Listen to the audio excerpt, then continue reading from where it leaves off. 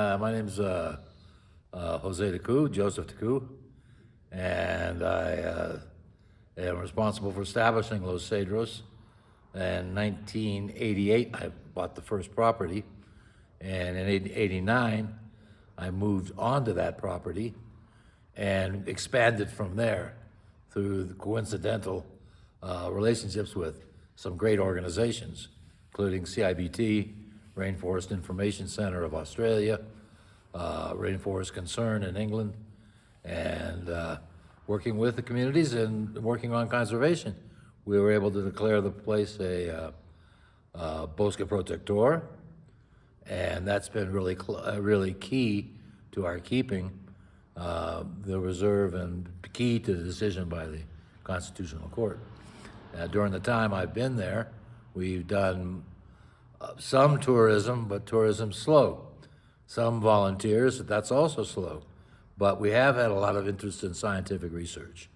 And that scientific research has generated a lot of papers that have been published in scientific journals. And those papers were really key to winning the case. I'd say that the Los Cedros case really was the first time that science won out over extractive industries in this case. Well, it's a lot of different perspective on that. I live out in the forest and I don't have much to do all day, so I have a lot of time to think.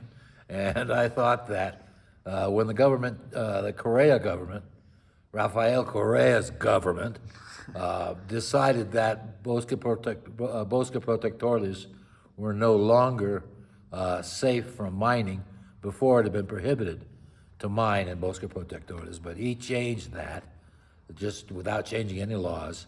I said, I've got to find somebody to litigate. And I did. I eventually ran into a lawyer, a powerful litigating lawyer from Ibarra. And we took the case to the first instance in Cotacachi with all of the very interesting facets that it has. He is not a constitutional lawyer, but we threw it all in there. Rights of nature, no previous consultation with the communities, the precaution being an important element that the government constitutionally has to take into consideration. Those were all his ideas that he dug up and we put together, and then we went to thinking that we don't really have a community support to do this out of the communities, and there was no community organization anyway. We thought that the proper place to go was to the municipality of Cotacachi and ask them if they would present the case, which they were happy to do. And they had no idea they were going to win or what it represented. We certainly had no idea that it was going to be just a big deal with rights of nature and being that way. We wanted to win it, but we had no idea the ramifications for all of it together. We were able to put together just about all the key elements that were necessary for the judges to make a decision based upon scientific evidence, legal arguments, and willingness of the judges were actually looking for some way to get some legal precedents established for the rights of nature. That's another story too. We took so long to go through the legal process that the mayor, Mr. Jomar Ceballos, Licenciado Jomar Ceballos, his term was over, and he lost the next election. And there was another mayor that came in who, and while the process was going on, and was in the provincial court now. For the first instance in Cotacachi, it was the case was denied. And the second instance in the provincial court in Ibarra, we won more or less. The judges there said, yeah, there was no previous consulto. There was no previous consultation with the communities about whether they wanted mining or not. And then we had to go back to this new mayor, and he would not sign off on a new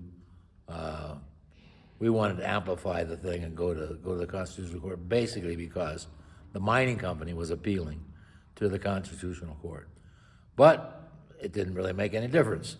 The judges in the Constitutional Court took the information from the previous case and at the provincial level that we had presented, amplified it by calling for direct testimony from scientists and environmentalists from all over, and came to a decision based upon the appeal by the mining company against the provincial court decision. It really backfired on them. So that's the story of how I got to the Constitutional Court. And the deliberations, we were getting they were writing such a comprehensive document that it still, I can't remember all of it. And I was reminding Augustine of some parts about the consulta previa that he wrote about it being free and informed and not run by the mining companies. That's in that decision. It's really big. It's a big deal. There's a lot of things there that'll really help people litigate to save other areas. Yeah, sure. We're open for business. I have 22 places to sleep at Los Cedros. We have about 17 rooms. We would like to have more tourism, more visits, need scientific projects. As we're still this post-pandemic, I figured there was going to be a post-pandemic rush, but the scientific research is not that. It doesn't come around that fast. It comes around after a period of time. It's a lot of negotiating going on now with corporate funding for that scientific research, and we would appreciate anybody who would like to come and visit, especially people that work in our area. Thank you.